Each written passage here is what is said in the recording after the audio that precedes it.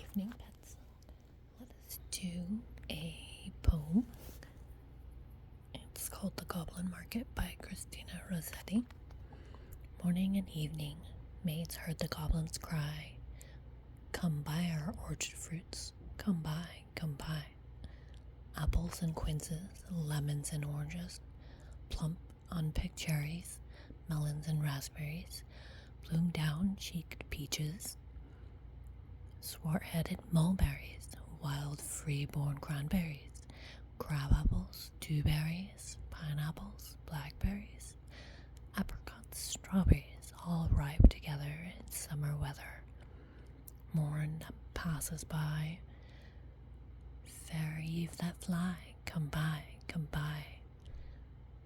Our grapes fresh from the vine, pomegranates full and fine, dates and sharp bullocks, rare pears and green gages, damsons and bilberries, taste them and try, currants and gooseberries, bright fire like barberries, figs to fill your mouth, citrons from the south, sweet to the tongue and sound to eye.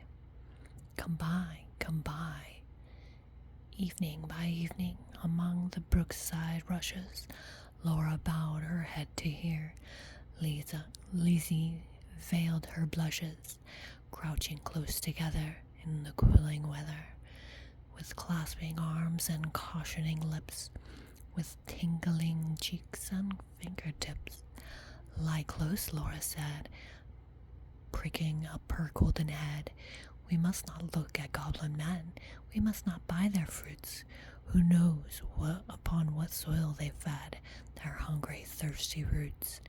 "Come buy," called the goblins, hobbling down the glen. "Oh," cried Lizzie, "Laura, Laura, you should not peep at goblin men."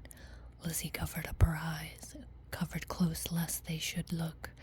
Laura reared her glossy head and whispered like the restless brook, look, Lizzie. Down the glen tramp little men. One hauls a basket, one bears a plate, one lugs a golden dish of many pounds weight. How fair the vine must grow, whose grapes are so luscious. How warm the wind must blow through those fruit bushes.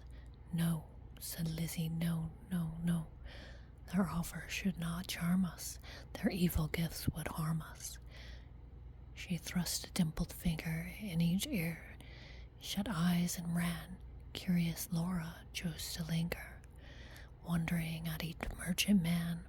One had a cat's face, one whisked a tail, one trembled at a rat's pace, one crawled like a snail, one like a wombat prowled obtuse and furry, one like a rattle tumbled hairy scurry. She heard a voice like voice of doves, cooing all together. They sounded kind and full of loves in the pleasant weather. Laura stretched her gleaming neck like a rush-embedded swan, like a lily from the beck, like a moonlit poplar branch, like a vessel at the launch when its last restraint is gone. Backwards up the mossy glen turned and dropped the goblin men with their shrill repeated cry, "Come buy, come buy." When they reached where Laura was, they stood stock still upon the moss, leering at each other, brother with queer brother, signaling each other, brother with sly brother. One set his basket down, one reared his plate, one began to weave a crown of tendrils, leaves, and rough nuts brown. Men sell not such in any town. One heaved the golden weight of dish and fruit to offer her. "Come buy, was still their cry. Laura stared but did not stir, long but had no money. The whisk-tailed merchant bade her taste in tones as smooth as honey. The cat-faced purred, the rat-faced spoke a word of welcome, and the snail paced even was heard. One parrot-faced and jolly cried, "Pretty Goblin, still for pretty Polly." One whistled like a bird, but sweet-toothed Laura spoke in haste. "Good folk, I have no coin to take where ye were to purloin. I have no copper in my purse, I have no silver either, and all my gold is on the furze that shakes in windy weather above the rusty heather." "You have much gold upon your head," they answered all together. "Buy from us with a golden curl." She clipped a precious golden lock. She dropped a tear more rare than pearl, then sucked their fruit globes fair of red. Sweeter than honey from the rock, stronger than honey from the rock. Nope, that was wrong. Sweeter than honey from the rock, stronger than man rejoicing wine. Clearer than water flowed that juice. She never tasted such before. How should it cloy with length of use?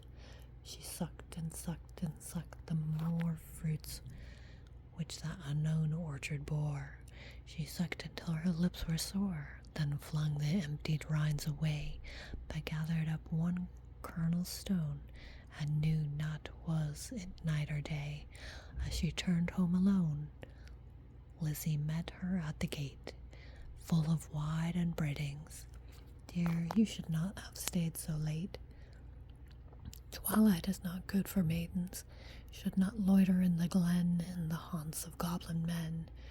Do you not remember, Jeanie, how she met them in the moonlight, took their gifts, both choice and many, or their fruits, and wore their flowers, plucked from bowers? Was summer ripens at all hours, but ever in the noonlight, she pinned and pinned away, sought them by night and day, found them no more, but dwindled and grew gray, then fell from the first snow, while to this day no grass will grow where she lies low. I planted daisies there a year ago that never blow. You should not loiter so." "Nah, hush," said Laura. "Nah, hush, my sister. I ate, and ate my fill. Yet my mouth waters still. Tomorrow night I will buy more," and kissed her. "Have done with sorrow. I'll bring you plums tomorrow, fresh on their mother twigs, cherries worth getting. You cannot think what figs my teeth have met in, what melons icy cold piled on a dish of gold, too huge for me to hold, what peaches with a velvet nap, pellucid grapes without one seed. Odorous indeed must be the mead, wherein they grow and pure the wave they drink, with lilies at the brink, and sugar sweet their sap. Golden head by golden head, like two pigeons in one nest, folded in each other's wings, then lay down in their curtained bed, like two blossoms on one stem, like two flakes of new fallen snow, like two wands of ivory, tipped with gold for awful kings. Moon and stars gazed in at them. Wind sang to them lullaby. Lumbering owls forebode to fly. Not a bat flapped to and fro round their rest. Cheek to cheek and breast to breast, locked together in one nest. This is actually kind of a long poem. I might have to continue it later. It's interesting though. So I shall bid you farewell for tonight and read it again another day.